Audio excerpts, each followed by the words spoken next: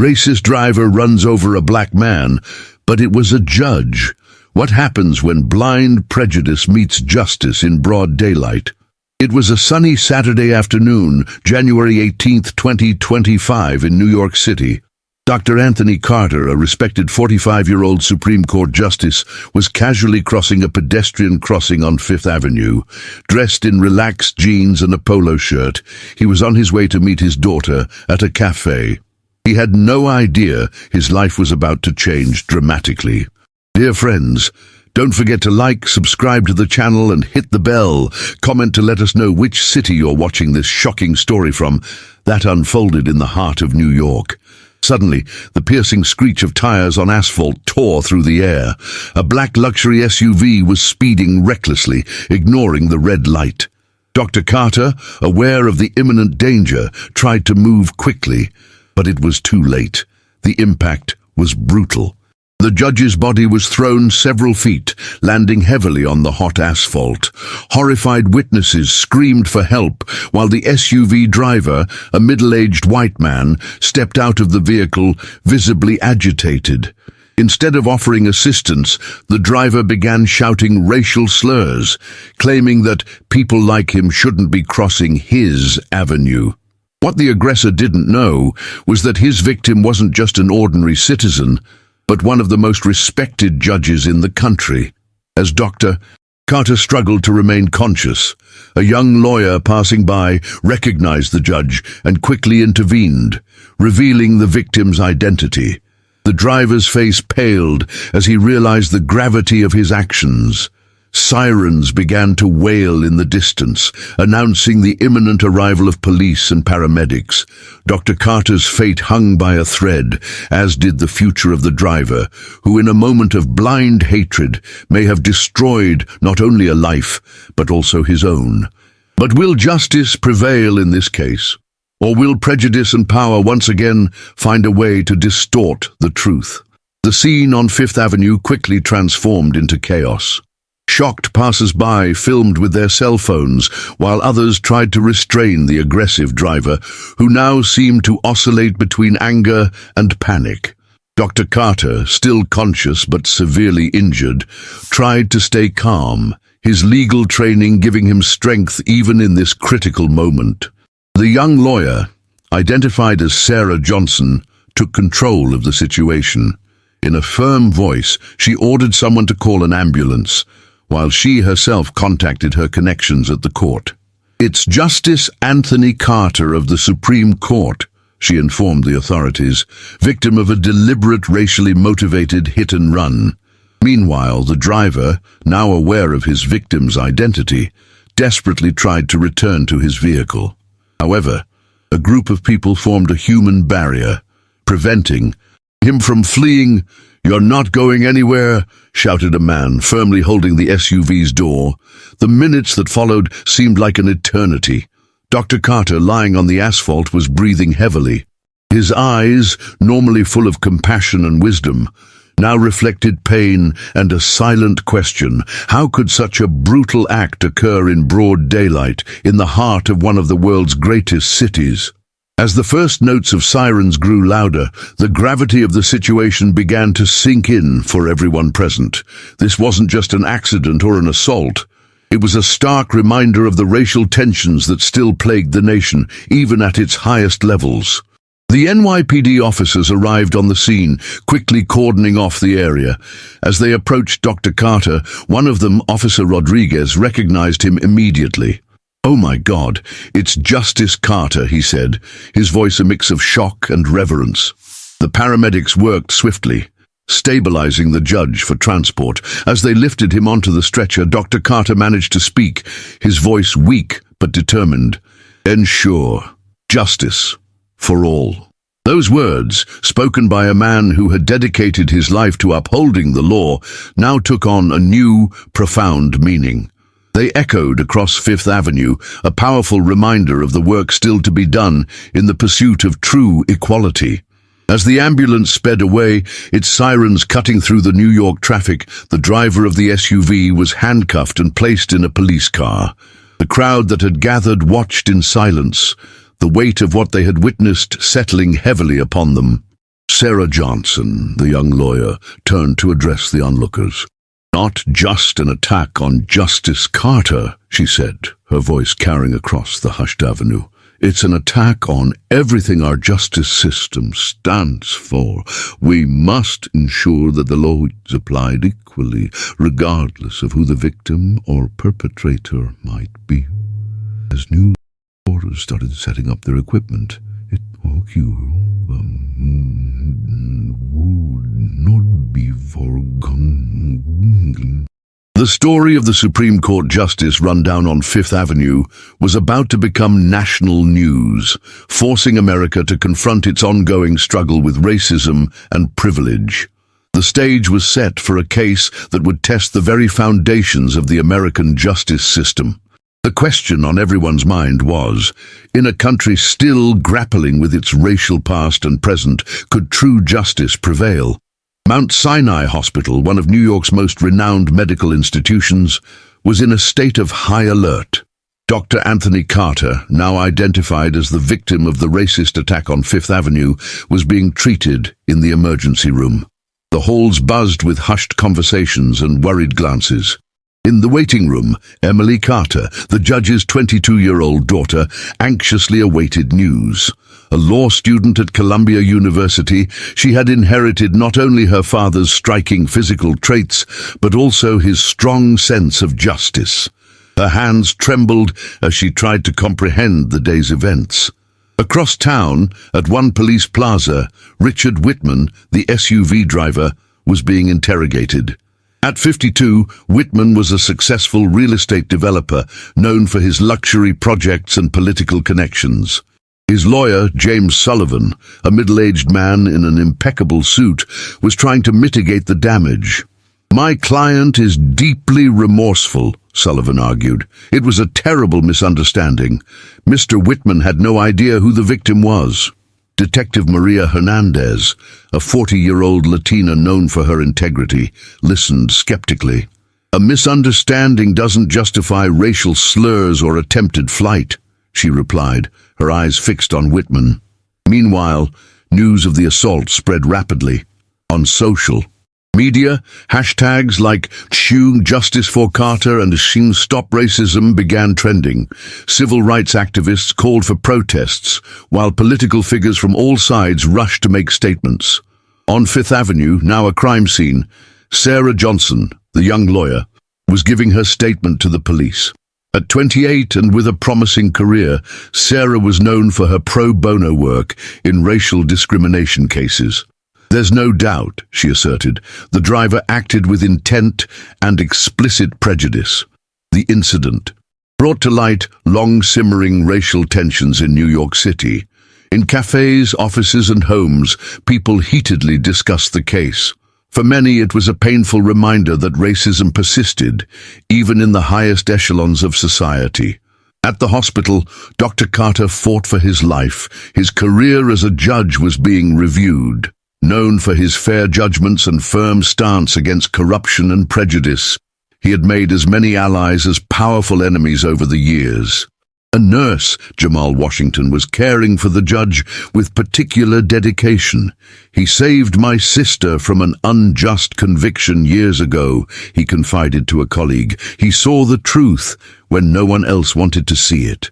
As night fell on New York City, the metropolis seemed to hold its breath. The case of the run-over judge was not just about one man, but about the unhealed wounds of a nation.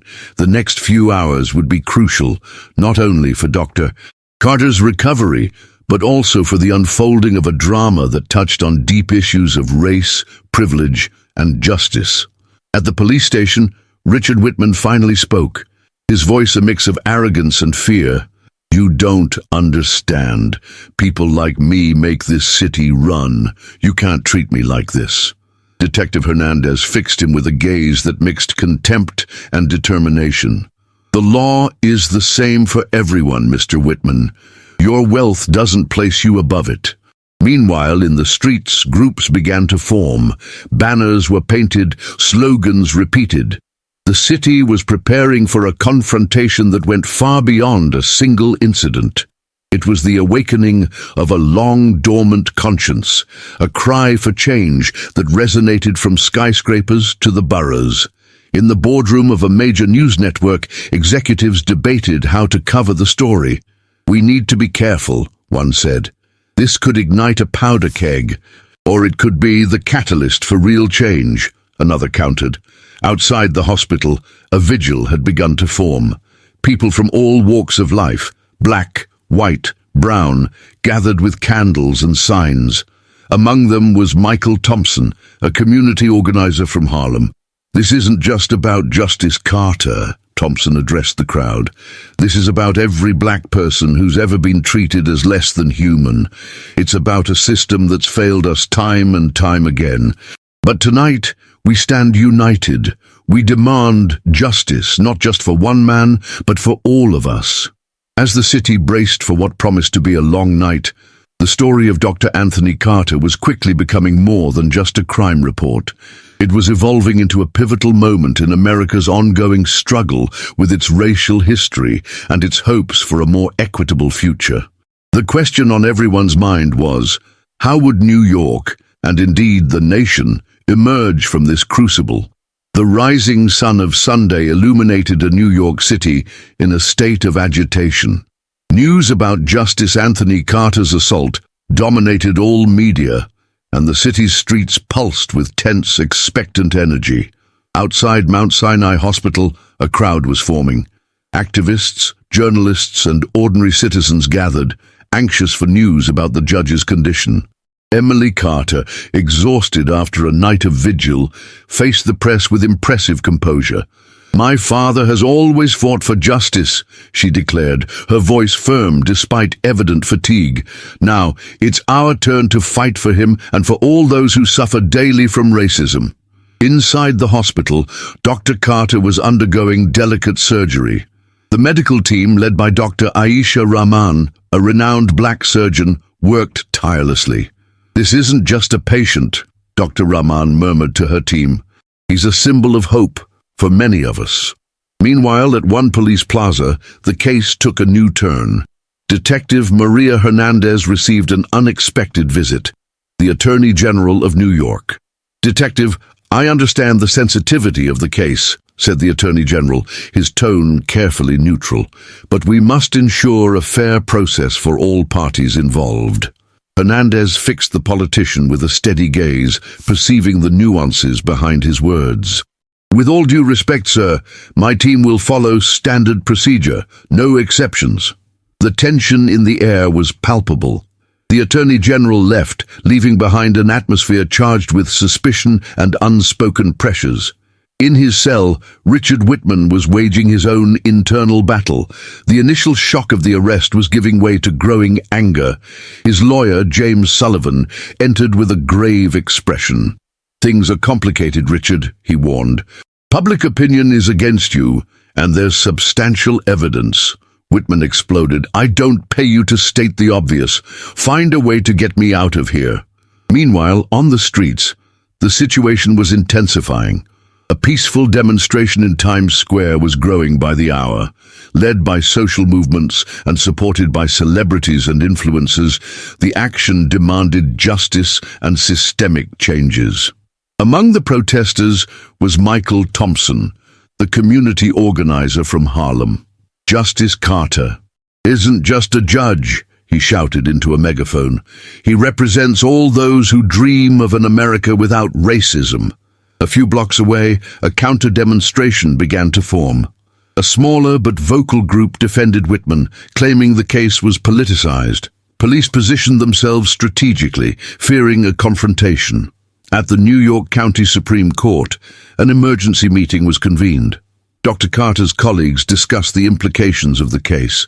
Judge Evelyn Ross, a former mentor of Carter's, spoke up. "This isn't just an assault case. It's a test for our judicial system. How will we react when one of our own is attacked because of the color of his skin?" Social media was boiling with passionate debates. Contradictory hashtags dominated the trends.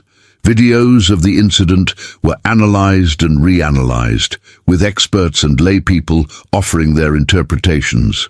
At the headquarters of a major newspaper, Editor-in-Chief Lisa Chen faced an ethical dilemma. An anonymous informant had sent documents suggesting Whitman had a history of hushed-up racist incidents. Publishing could influence the case, but omitting seemed a betrayal of the truth. We have a responsibility to inform, Lisa decided after hours of deliberation, but also to contextualize.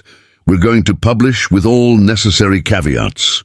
As the afternoon progressed, the city seemed divided into two camps: those who saw the case as a turning point in the fight against racism, and those who considered it an isolated incident exploited politically.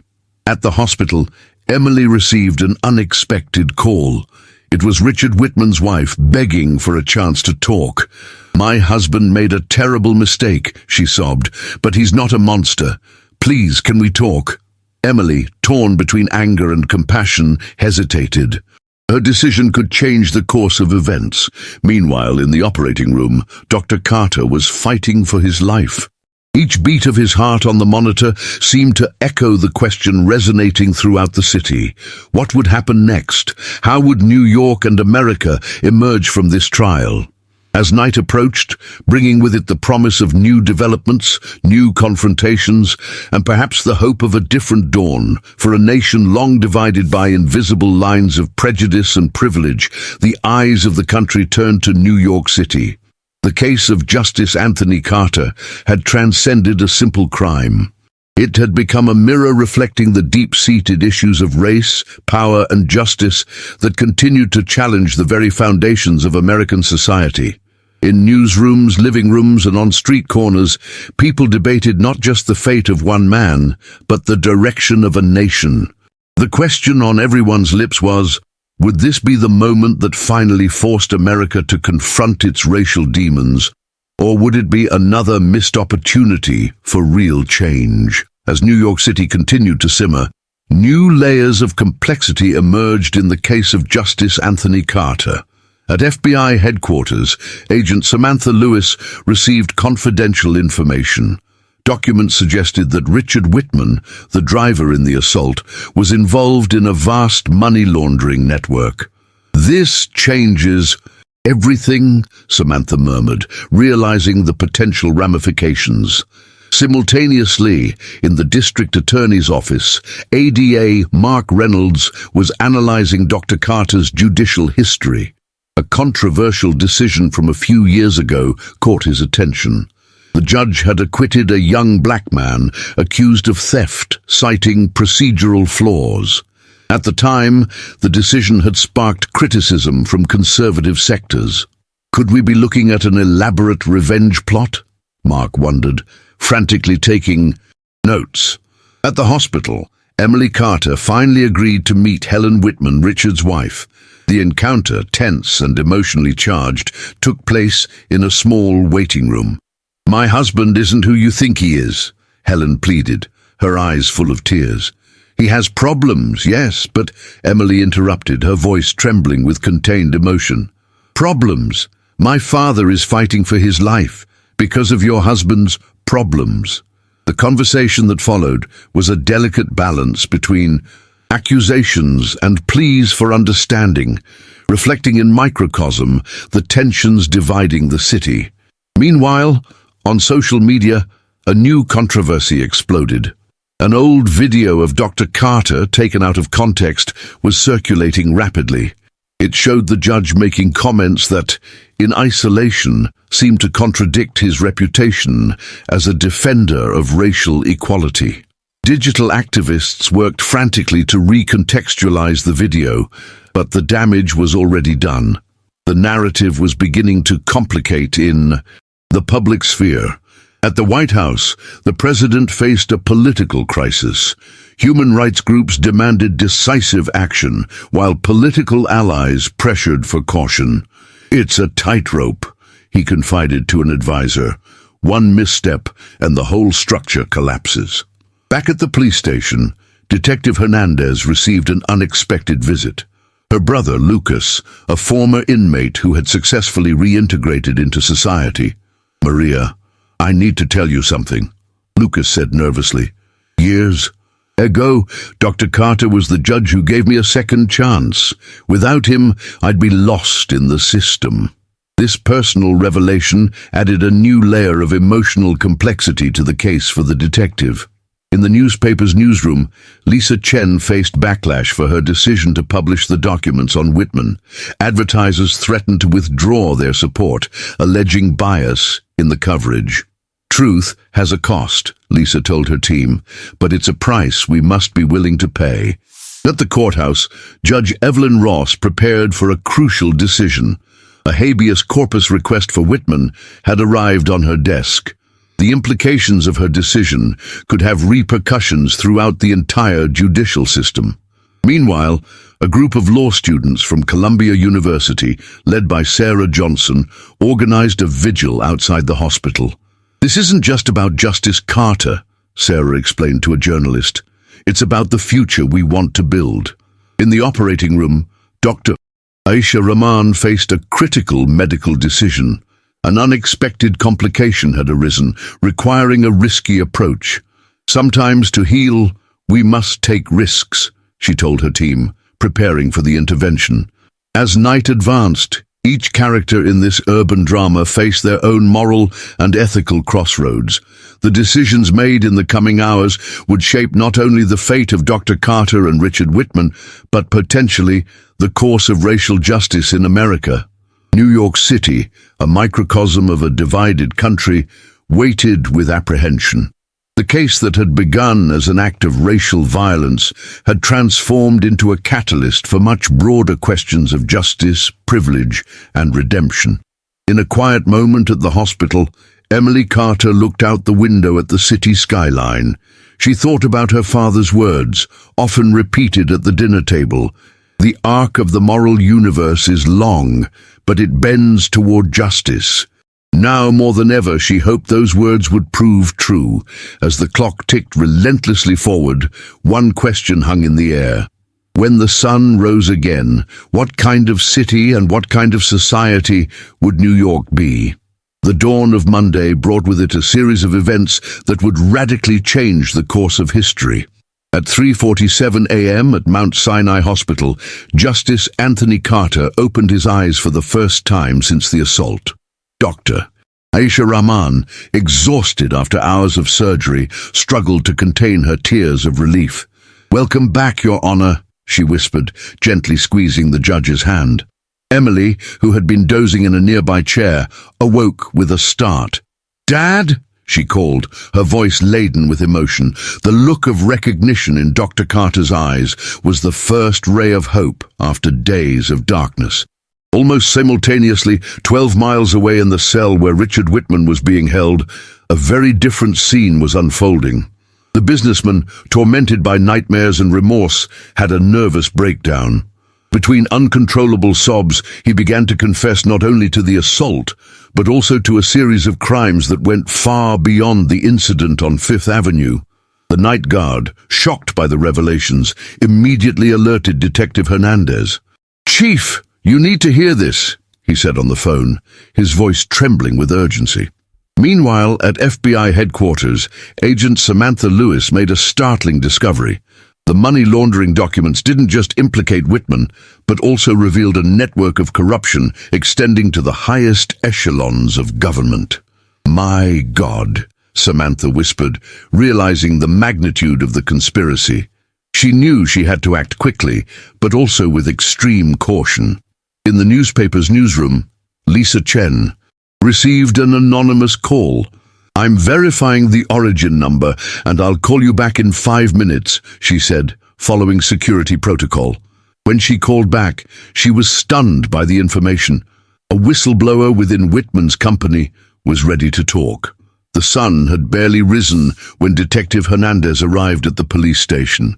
Whitman's confession, recorded during the night, was a political and judicial earthquake. "This changes everything," Hernandez told her team, immediately, launching a series of actions. At the White House, the president was awakened with alarming news. His trusted advisor, pale and nervous, explained the situation. "Mr. President, we have a problem, a big problem." Judge Evelyn Ross, who was about to rule on Whitman's habeas corpus, received an urgent call from the Supreme Court. The gravity of the situation demanded extraordinary measures. As the city awakened, unaware of the night's revelations, a coordinated operation began to unfold. FBI cars converged on strategic addresses. Search warrants were being executed in government offices and businesses. At the hospital, Dr. Carter, still weak but lucid, made a surprising request. "I want to talk to Whitman," he told Emily, "face to face." News of the judge's recovery leaked quickly. Outside the hospital, the law students' vigil erupted in celebration. Sarah Johnson, tears in her eyes, led chants of joy and relief. On social media, the hashtag #JusticeMiracle went viral within minutes. The narrative was rapidly changing, with new information emerging every moment. Helen Whitman, Richard's wife, arrived at the police station in a state of shock. Confronted with her husband's confessions, she made a courageous decision. "I want to cooperate," she told Detective Hernandez. "I know things that can help the investigation." By mid-morning, an emergency press conference was convened. The New York Attorney General, flanked by Detective Hernandez and Agent Lewis, made a historic announcement. "Citizens of New York, what began as a terrible act of racial violence has been revealed to be the tip of an iceberg of corruption and criminality that extends to the highest levels of our society. Today, we are launching an unprecedented operation to clean up our city and our country." The Attorney General's words resonated throughout the city, causing a shockwave that quickly spread across the country. The case of the assaulted judge had transformed into a catalyst for long-needed systemic change. As helicopters hovered over New York, capturing images of arrests of prominent figures, a sense of disbelief mixed with hope floated in the air. It was as if the city, and by extension the country, was awakening from a long sleep, confronting its darkest shadows for the first time. At the hospital, Dr. Carter, watching the news on television, closed his eyes. A solitary tear rolled down his face. "Sometimes," he whispered to Emily, "the brightest light is born from darkness." The story was far from over, but one thing was certain. New York and America would never be the same again. As the day unfolded, the nation watched in awe as the ripple effects of the Carter case touched every corner of society. From Wall Street to Washington, D.C., from Silicon Valley to Main Street, a reckoning was underway. The question on everyone's mind was, would this be the moment that finally bridged the racial divide in America, or would the forces of the status quo find a way to reassert themselves? The 48 hours following the climax were a whirlwind of events that shook New York City and the entire nation. At Mount Sinai Hospital, Justice Anthony Carter began his recovery, surrounded by heightened security. His physical condition was improving gradually, but it was his emotional state that intrigued the doctors. "He's serene," Dr. Isha Rahman commented to Emily, "as if he's found a higher purpose in this tragedy." Meanwhile, on the streets of New York, the atmosphere was one of agitation and expectancy. Peaceful demonstrations spread, no longer focusing solely on the judge's case, but demanding a complete overhaul of the political and judicial system. Fifth Avenue, the scene of the assault, was now the site of a sea of placards and united voices calling for change. At the police station, Richard Whitman faced the consequences of his confessions. Isolated in a high-security cell, he oscillated between moments of deep remorse and panic as he realized the extent of his revelations. His lawyer, James Sullivan, struggled to maintain control of the situation, but it was clear they were navigating uncharted waters. The president, surrounded by crisis advisors, prepared to address the nation. The corruption revelations directly touched his inner circle, and pressure for his resignation was mounting by the hour. "How did we get here?" he murmured, looking at his reflection in the White House mirror. At the FBI, Agent Samantha Lewis led a special team working around the clock. Each new discovery revealed a deeper level of systemic corruption. "It's like peeling a rotten onion," she commented to a colleague, rubbing her tired eyes. Detective Maria Hernandez, now a central figure in the investigation, faced her own moral dilemma. The revelations touched people she had known for years, including mentors and friends. "The law is the same for everyone," she repeated to herself like a mantra, signing another arrest warrant. In the newsroom, Lisa Chen coordinated uninterrupted coverage of the events. Her decision to publish the initial information was now considered a crucial turning point. "Journalism is the first draft of history," she told her team, "but today we're writing the future." On social media, polarization gave way to an unusual feeling of unity. The hashtag #CleanAmerica now dominated trends, with citizens from all political orientations demanding transparency and justice. At the courthouse, Judge Evelyn Ross faced the Herculean task of maintaining the integrity of the judicial system amidst the chaos. "Our work is now more important than ever," she declared during an emergency meeting with other magistrates. "We must be the beacon of justice in this storm." Helen Whitman, Richard's wife, emerged as an unexpected figure in this drama. Her decision to cooperate with authorities opened new avenues of investigation. "I was a victim too," she stated in an exclusive interview. "But now I have the chance to do what's right." On the Columbia University campus, law students led by Sarah Johnson organized debates and study groups to understand the legal and social implications of the events. "We're living a historic moment," Sarah declared in a packed auditorium. "What we do now will shape the future of our judicial system." Meanwhile, in the hospital room, Dr. Carter received an unexpected visit.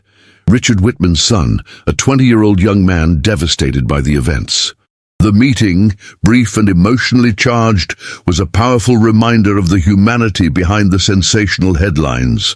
As the week progressed, it became clear that America was on the threshold of profound transformation. The case that had begun with an act of racial violence had become the catalyst for a long-overdue national reckoning. At the heart of it all, Justice Anthony Carter, still recovering, began to envision his role in this new reality. "From injustice can be born justice," he said to Emily, his voice weak but determined. "Now we have the chance to rebuild, not just for me, but for everyone." New York City, and by extension America, waited with bated breath for the next chapters of this ever-evolving story. The question on everyone's lips was, how far would this wave of change go? As night fell on the city that never sleeps, there was a palpable sense that a new day was dawning for America. The challenge now was to ensure that this moment of clarity and unity wasn't lost in the complexities of politics and entrenched interests. 2 weeks had elapsed since the climactic events, and New York City breathed a different air. The case of Justice Anthony Carter had transformed into a catalyst for profound changes, not only in the city, but across the entire nation. At Mount Sinai Hospital, Dr. Carter was making remarkable progress in his physical recovery. Even more impressive was his mental and emotional evolution. During his physiotherapy sessions, he often discussed ideas for judicial system reforms with his daughter Emily. "Dad, you need to rest," Emily insisted, worried. The judge smiled, his eyes shining with new determination. "Emily, rest will come. Now is the time for action. This experience, it's shown me that I can do more, much more." Meanwhile, in the streets of New York, a silent but profound transformation was underway. The initial protests had evolved into community action groups. Citizens from all neighborhoods were uniting to discuss and implement local changes. On Fifth Avenue, now a symbol of renewal, a diverse group of volunteers painted a giant mural. The artwork depicted faces of all colors and origins, united under the phrase, "Justice is colorful." At the police station, Detective Maria Hernandez faced her own growth challenges. The operation she had helped lead had uncovered corruption at levels she had never imagined. She now found herself rebuilding community trust in the police. "Every day is an opportunity to do better," she told her team during a morning meeting. "We can't change the past, but we can shape the future."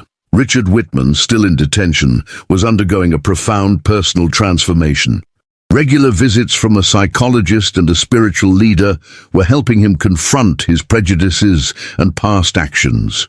"I had never really looked inside myself," he confessed during a session. "It's painful, but necessary."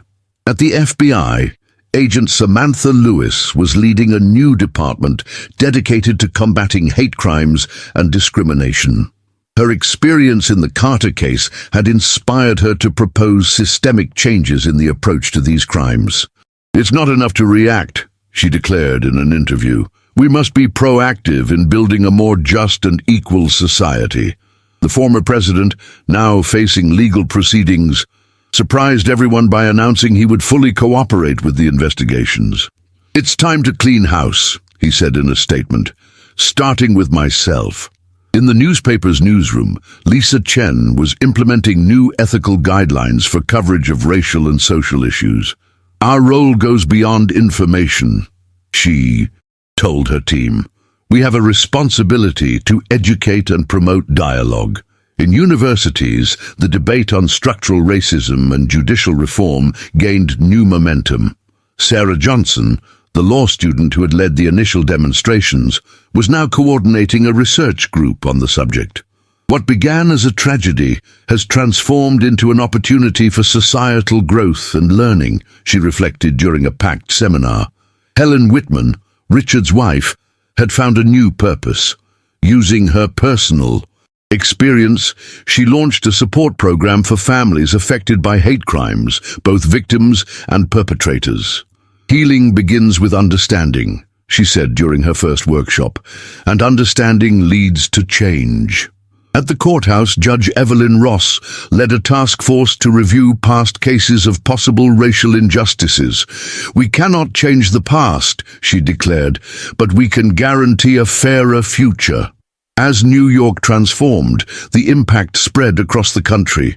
Other cities began implementing similar programs, inspired by the New York model of reform and reconciliation.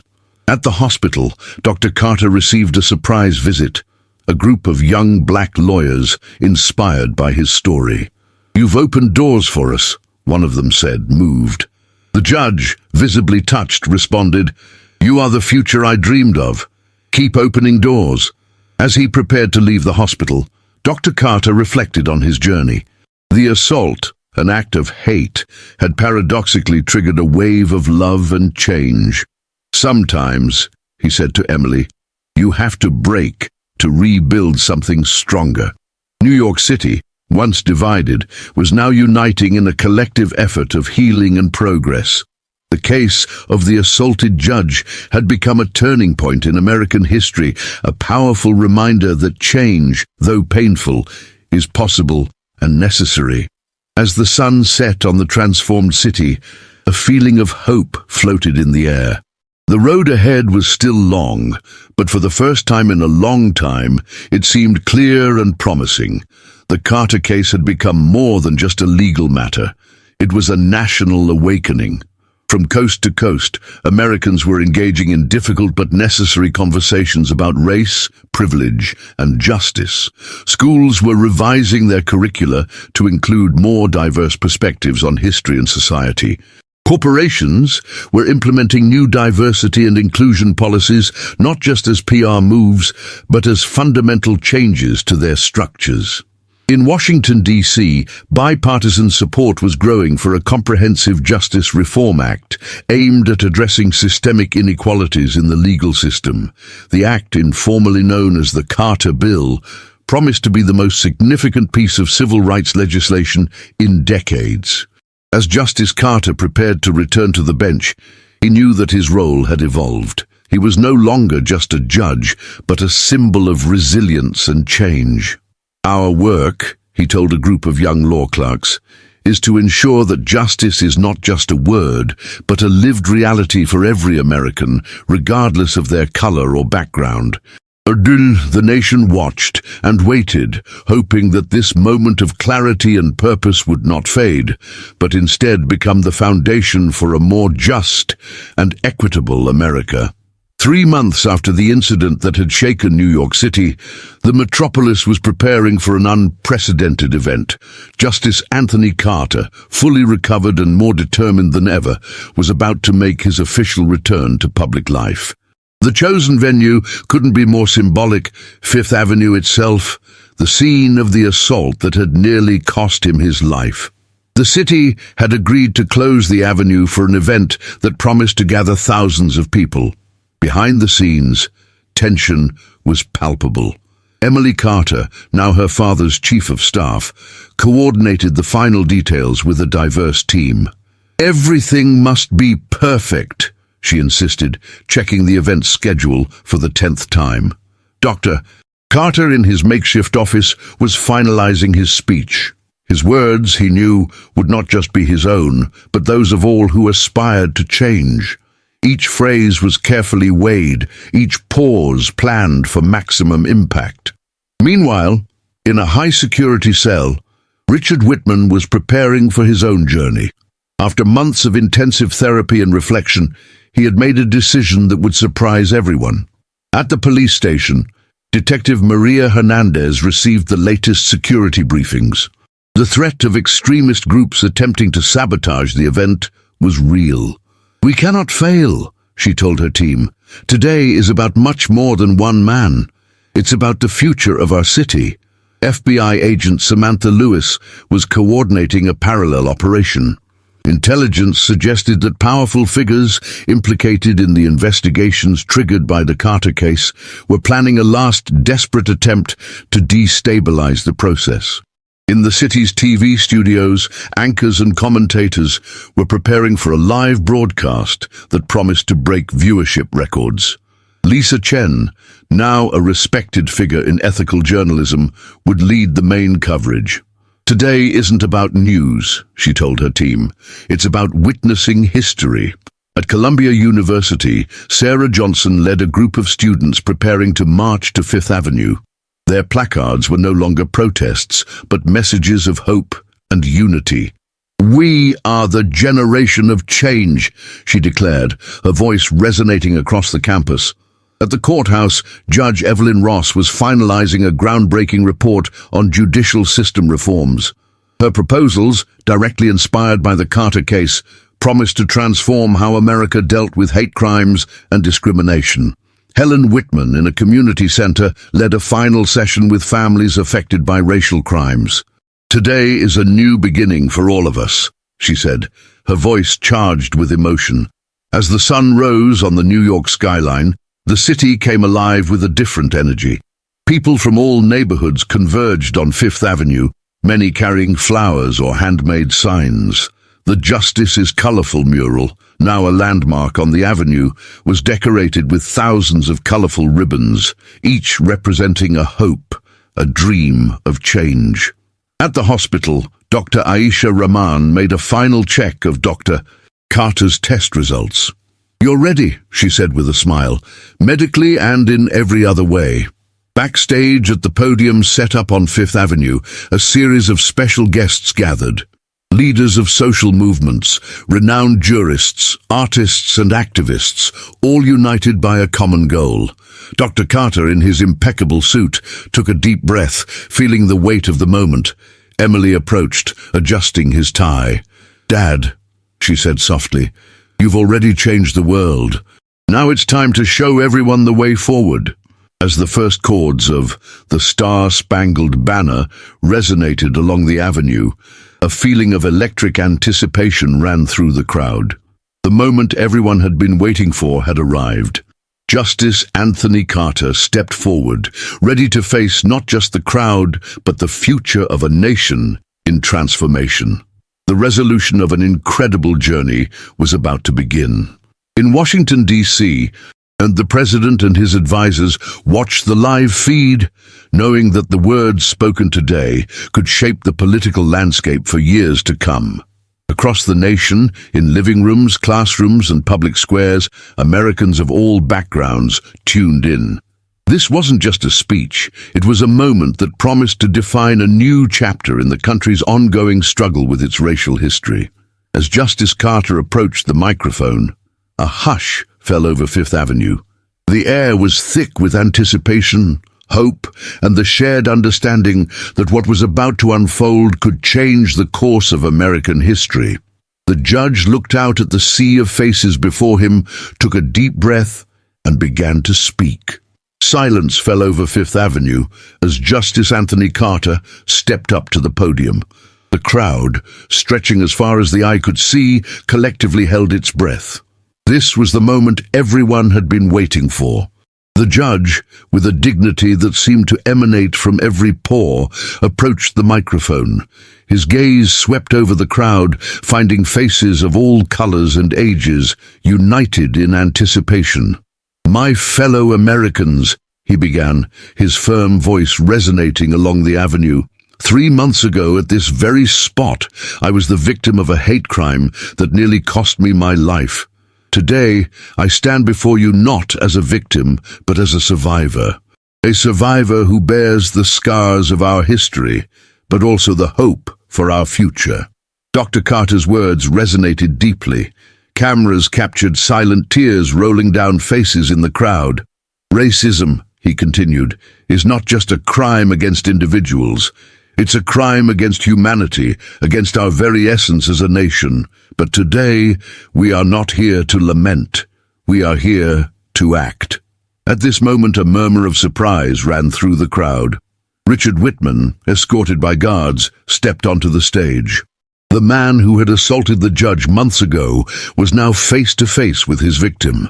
"Richard Whitman," said Dr. Carter, turning to him, "you nearly took my life, but today I offer you something in return, a chance at redemption."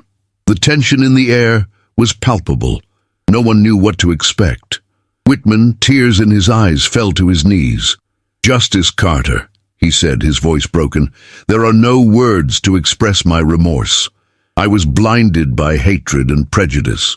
Today, I am here to accept the consequences of my actions and to commit to working for the rest of my life to combat the racism that once consumed me."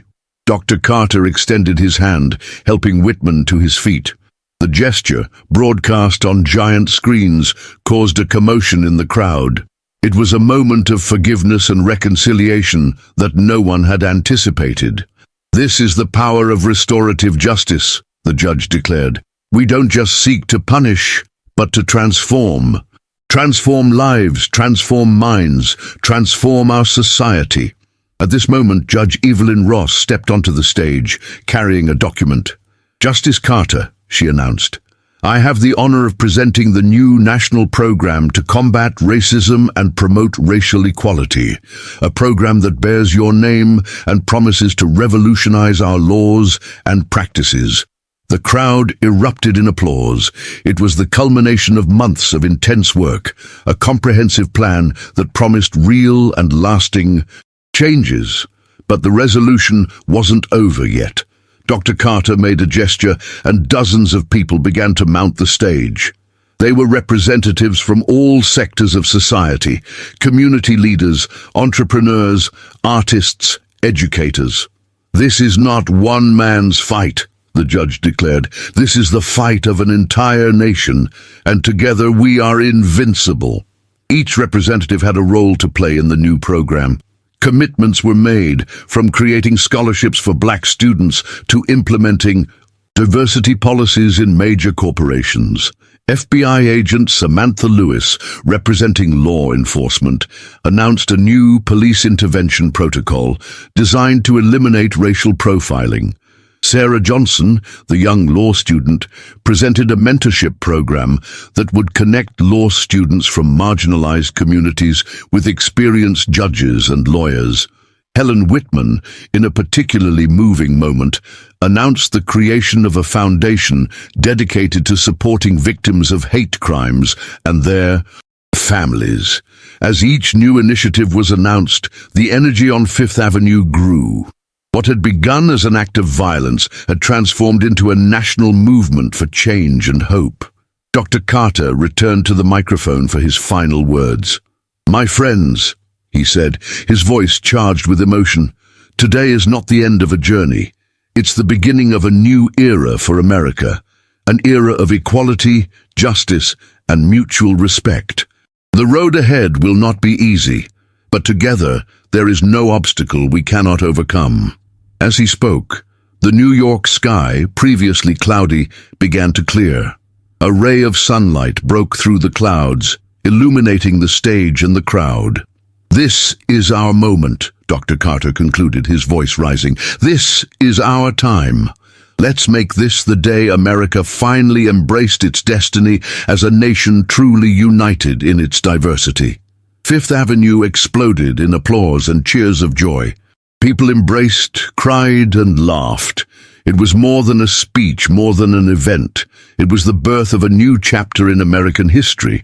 As the crowd began to disperse, there was a palpable sense of hope and purpose in the air. The Carter case had become more than just a legal matter or a social movement. It had become a turning point, a moment when America chose to confront its past and chart a new course for its future. In Washington, D.C., lawmakers from both parties were already scheduling meetings to discuss the implementation of the new program. Across the country, community leaders and activists were preparing to translate the day's energy into concrete actions. As night fell on New York City, the lights of the skyscrapers seemed to shine a little brighter. The city that had been the epicenter of tragedy and transformation now stood as a beacon of hope for the entire nation. C. Carter, exhausted but fulfilled, looked out over the city from his hospital room window. "This is just the beginning," he whispered to Emily, who stood by his side. "The real work starts now." And so, as America prepared to turn a new page in its history, the legacy of one man's suffering and resilience promised to light the way toward a more just and equitable future for all. 5 years after the incident on Fifth Avenue, America had become a global model for combating racism and promoting equality. Justice Anthony Carter, now Secretary of Justice, continued to inspire generations.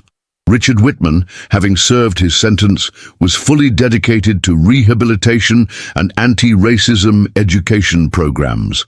The transformation of the country was palpable. From classrooms to boardrooms, diversity was no longer the exception, but the rule.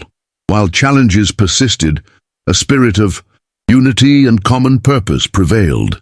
Emily Carter, following in her father's footsteps, had become a leading figure in civil rights, arguing cases that continued to shape national and international jurisprudence. Sarah Johnson, the former law student, now held a key position in the State Department, where she ensured that principles of equality and justice were at the heart of all government decisions. The "Justice is Colorful" mural on Fifth Avenue had become a pilgrimage site for civil rights. Activists from around the world, a powerful symbol of social transformation, the Carter model had been adopted by several countries, and the UN was considering using it as a basis for a new global program to combat discrimination. As Dr. Carter looked out the window of his office at the Department of Justice, contemplating a transformed Washington, D.C., he couldn't help but smile. The path had been long and difficult, but the change was real and tangible. The legacy of the Carter case reminded everyone that from darkness can be born the brightest light, and that the power of change resides in every citizen. Across the nation, the impact of the Carter reforms was evident. Schools were implementing comprehensive anti-racism curricula. Police departments had undergone radical transformations in their training and practices, and businesses were not just meeting diversity quotas, but actively fostering inclusive environments. The judicial system, once criticized for its systemic biases, was now held up as an example of fairness and equity.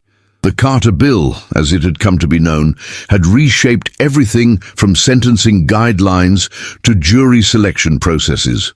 In universities, the study of civil rights and social justice had become a cornerstone of education across disciplines.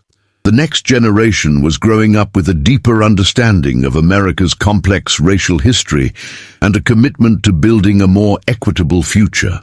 International relations, too, had been influenced by America's internal transformation. The country's renewed moral authority on issues of racial justice had strengthened its diplomatic position and inspired similar movements worldwide. As Dr. Carter prepared for a global summit on racial equality, he reflected on the journey that had brought him and the nation to this point. What had begun as a personal tragedy had blossomed into a movement that touched every corner of society. "We've come far," he mused to Emily during a quiet moment, "but our work is far from over. Each generation must renew this commitment to justice and equality." And so, as America looked to the future, the spirit of change ignited by one man's resilience continued to burn bright, lighting the way toward a more perfect union, one where the promise of equality was not just a dream, but a lived reality for all.